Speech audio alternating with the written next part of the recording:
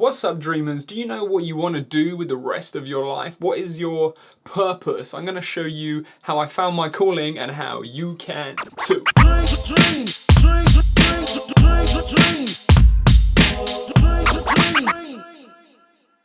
So one day my 18-year-old cousin texts me saying, how do I know what to do with the rest of my life? They could probably see other people finding the thing that they're passionate about and going off to just pursue their thing. If right now you're thinking like she is, you might be in two major categories. One, you might have 100 ideas of what you want to do and not really any direction.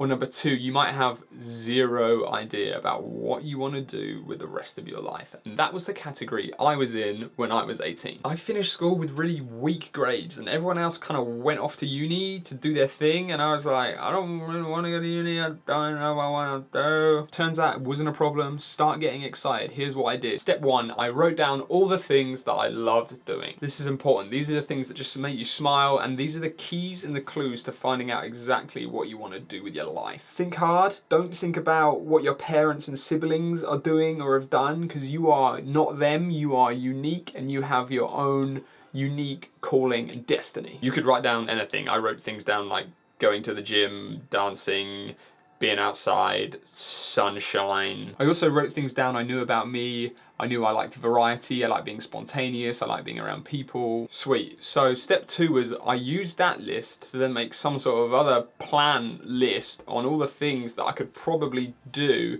to maybe work out what it is I really wanted to do in my life. Mine were quite ambitious. I wrote things down like I want to go dance in the Philippines with an all-star crew. I want to be hitting the gym like 5 times a week. I wanted to go on a proper long bike ride. I wanted to make a proper short film. Yes, I needed some cash to make these things happen. So I wrote down a list of jobs that I wouldn't mind trying out in the meantime as well. These were jobs about like long contracts so I could opt out if need be. Just ways of making money. I wrote things down like work on a building site as a labourer, that's what my brother did, work in a cinema, work in a TV studio, work as a dance tutor, and all of these things that are on the piece of paper in front of me, I was gonna do in the next 6 months or a year. Some people call this a gap year, but I was kind of going through like a gap life thing at that moment. But the quicker I did them, then the quicker I'd know if, you know, that was my path and if doors were gonna open and if I wanted to do them long term. So I went for it, and that is basically step 3, do the things, actually do them. Take notes mostly on just how you're feeling. For example, while on the building site, I realized I was very distracted and just wanted to do creative things, and that didn't really work out.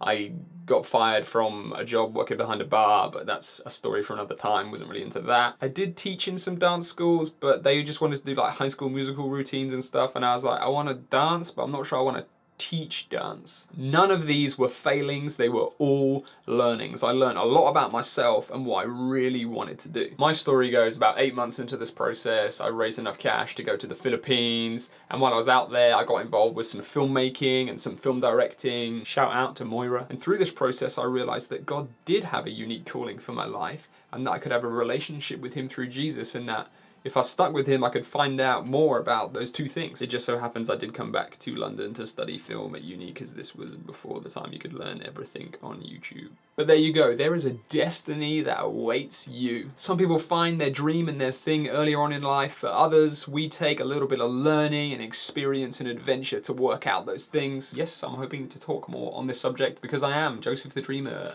and you've been watching Joseph the Dreamer.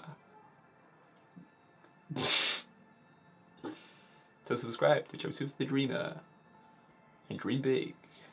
Dreamers.